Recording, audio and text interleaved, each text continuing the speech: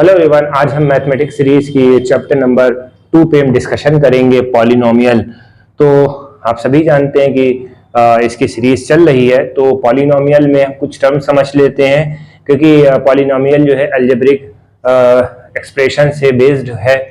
तो कुछ हम फंडामेंटल इसके समझ लेते हैं ताकि क्वेश्चन करने में आसानी हो, क्योंकि फंडामेंटल और थ्योरी अगर आपको नहीं मालूम है तो इसके क्वेश्चन में बहुत ज़्यादा कंफ्यूजन आने वाली। तो सबसे पहले हम ये समझते हैं कि पॉलिनोमियल का मतलब क्या होता है। पॉली का मतलब यानी मेनी और नोमियल का मतलब यानी कि टर्म्स। ठीक है, तो हम ये समझ लेते हैं टर्म्स होते क्या हैं।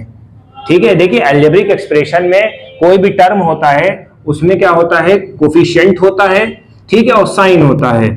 ये हमारा वेरिएबल है, ये हमारा कोफिशिएंट है, ये हमारा साइन है। ठीक है तो ये हमारा कोफिशिएंट हो गया, ये टर्म हो गया। ठीक है, तो ये आपको समझ में आ जाना चाहिए। और इसके ऊपर क्या लगी होती है, डिग्री होती है।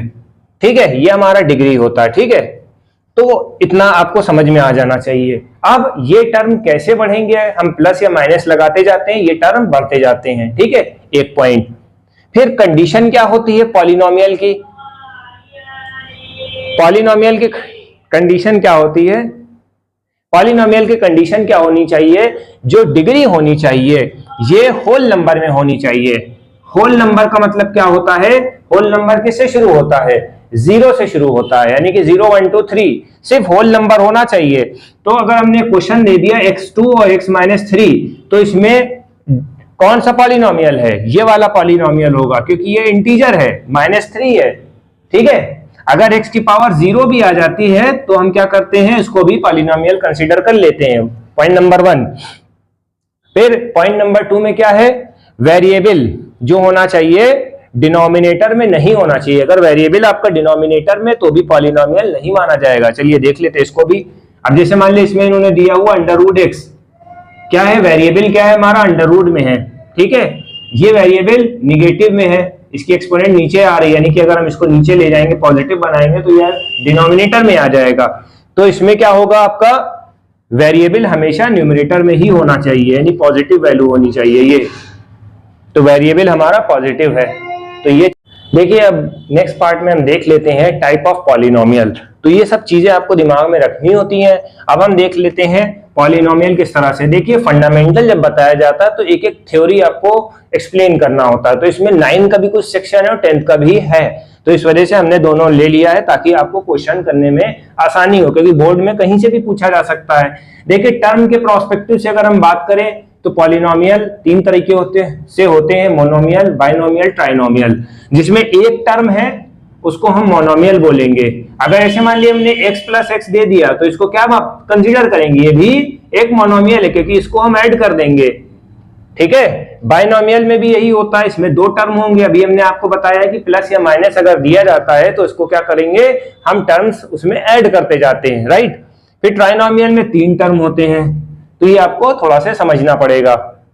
Thank you. तो हम नेक्स्ट सेगमेंट में क्या बात करेंगे, डिग्री ऑफ पॉलिनोमियल। डिग्री का मतलब क्या होता है, जो हाईएस्ट पावर होती किसी भी पॉलिनोमियल में, किसी भी एक्सप्रेशन में, उसको हम क्या बोलते हैं, डिग्री बोलते हैं। तो ये हमने 2 एक्सप्रेशन ले रखे हैं। ठीक है, इसमें आप देखिए कि जो सबसे हाईएस्ट पावर होती है उसको हम डिग्री बोल देते हैं। जैसे मान लिए 2x² + x + 2, तो इसमें क्या है, 2 क्या है, ये इसकी डिग्री है। इसमें इस तरह से जो है 4 भी है, 3 भी है और 1 भी। सबसे पहले में क्या देखना होता है, पावर देखनी होती है। ठीक है, जैसे मान लिया कि आपको ये इक्वेशन दे रखी है तो इसमें सबसे हाईएस्ट पावर 4 है। अब नेक्स्ट हमारा सेगमेंट है, ऐसे मान लिया कि हमें दे दिया ये 4, इसकी क्या डिग्री होगी। ठीक है, ये पॉलिनोमियल, इसकी क्या डिग्री होगी। तो हमें मालूम है कि x की पावर 0 होती है, 0 की वैल्यू 1 होती है, तो इसकी वैल्यू डिग्री जो होती है 0 होती है। इस तरह से आपको निकालना होगा। ठीक है, तो अभी तो हमने ये पॉइंट डिस्कस करा। अब हम देख लेते हैं type of polynomial based on degree. Degree के बिहाफ पे जो है पॉलिनोमियल किस तरह से होते हैं, अब यही मेन है। ठीक है, यही इंपॉर्टेंट है। तो सबसे पहले हमें देखना होता है कांस्टेंट पॉलिनोमियल। कांस्टेंट पॉलिनोमियल का मतलब जिसकी डिग्री 0 होती है उसको हम कांस्टेंट पॉलिनोमियल बोल देते हैं। ठीक है, कांस्टेंट पॉलिनोमियल का मतलब क्या होता है, जैसे मान लीजिए कि हमने दे दिया 4, हमने दे दिया 5, हमने दे दिया 6 या -6, इसका मतलब क्या है, अगर हम 0 लगा भी देंगे तो इसमें तो वैल्यू चेंज ही नहीं होगी। तो ये हमारे कांस्टेंट पॉलिनोमियल होते हैं, ठीक है। फिर हमारा लीनियर पॉलिनोमियल, लीनियर पॉलिनोमियल का जो इक्वेशन होता है वो इस फॉर्मेट में। तो लीनियर पॉलिनोमियल का जो एक्सप्रेशन होता है ax plus B where a is not equal to 0, क्योंकि अगर a 0 हो जाएगा तो फिर यही कांस्टेंट में कन्वर्ट हो जाएगा। तो ये बात ध्यान में रखना है, ठीक है। इसकी डिग्री क्या होगी, 1 होगी। अगर इसका एक्सप्रेशन लिया जाए तो ये होगा, ठीक है बेटा। तो ये बात आप ध्यान रखिएगा। कभी कभी कंफ्यूज करने के लिए दे देते हैं इस तरह से, जैसे मान लीजिए इसको दे दें 2x प्लस 6 माइनस 4, ये क्या है, लोग समझते हैं ट्राइनोमियल है, तो उसमें कंफ्यूजन हो जाता है। क्वाड्रेटिक है, कुछ और बता देंगे, ठीक है। मगर जब देखते हैं कि ये क्या है हमारा, ये 1 1 है, तो ये हमारा ऐड और सब्ट्रैक्ट हो सकता है, ठीक है। तो ये ध्यान में रखिएगा, ये हमारी डिग्री ऑफ फ्रीडम है, क्योंकि इसको अगर हम ऐड करेंगे अलजेब्रिक एक्सप्रेशन के थ्रू तो ये तो ऐड होके 2 ही टर्म बना रहा है, ठीक है। और टर्म कौन सा है, किस एक्सप्रेशन पे जा रहा है, ax प्लस बी, डिग्री क्या है इसकी, एक ही है।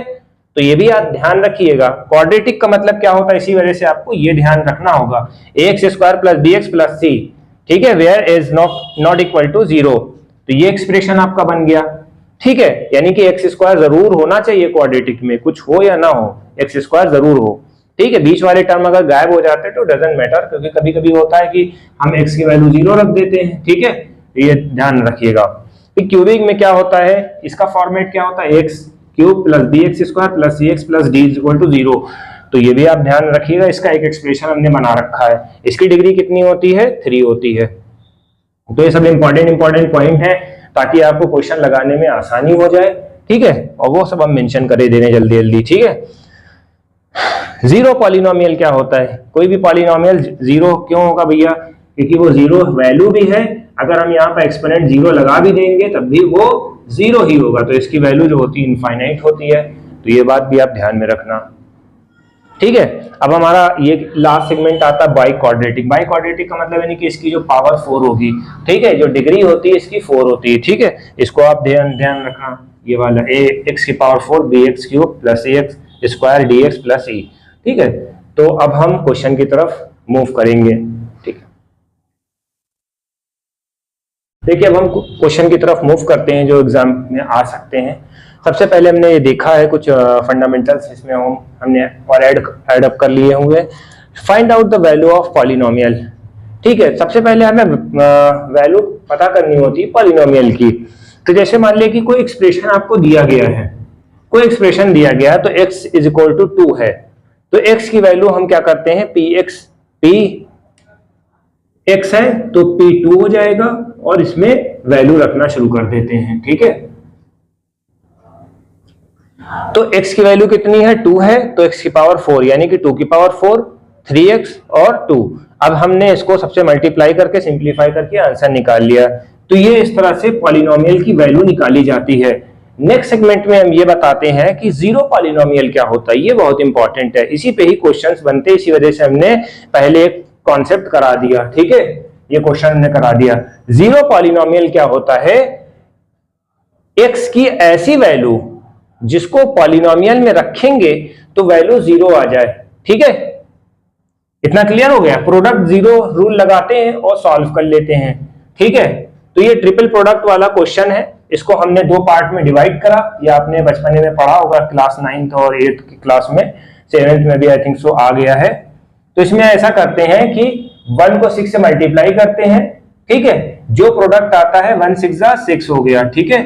और देखते हैं कि मिडिल टर्म इसका कैसे बनेगा, यानी कि इसके मल्टीप्लिकेशन से कोई ऐसे 2 नंबर सेलेक्ट करो कि जिसका मल्टीप्लिकेशन 6 आ जाए और एडिशन और सब्ट्रैक्शन में 5 आ जाए। तो 3 2 जा 6 आ गया, मल्टीप्लिकेशन में 6 आ गया, और 3 + 2 5 हो गया। तो हमने इसमें रख दिया। 5 की जगह हम क्या रखेंगे, 3 + 2 रखेंगे ब्रैकेट में, के बाहर जो x है x से मल्टीप्लाई करा देंगे 1/1।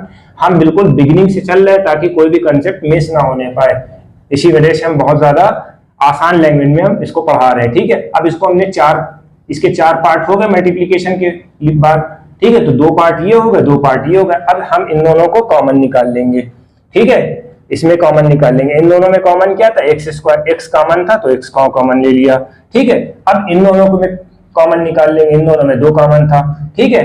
फिर ये 4 टर्म थे, अब जब हमने कॉमन निकाला तो ये ध्यान में रखना ये वाला टर्म सेम होना चाहिए, कहीं गड़बड़ हुआ तो गया क्वेश्चन।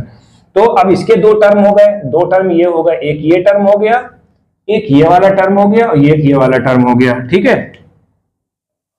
तो क्या करेंगे, अब इसमें फिर से कॉमन निकाल लेंगे, अगेन कॉमन हमने फिर से निकाल लिया, एक टर्म ये है एक टर्म ये है, इन दोनों में ये कॉमन निकाल लेंगे, जब ये कॉमन निकाल लेंगे तो x + 2 बचा, ठीक है, सॉरी x + 3 अगर हमने कॉमन निकाला है तो ये वाला वैल्यू बचा, इसको जीरो प्रोडक्ट रूल से बराबर कर देंगे, ठीक है।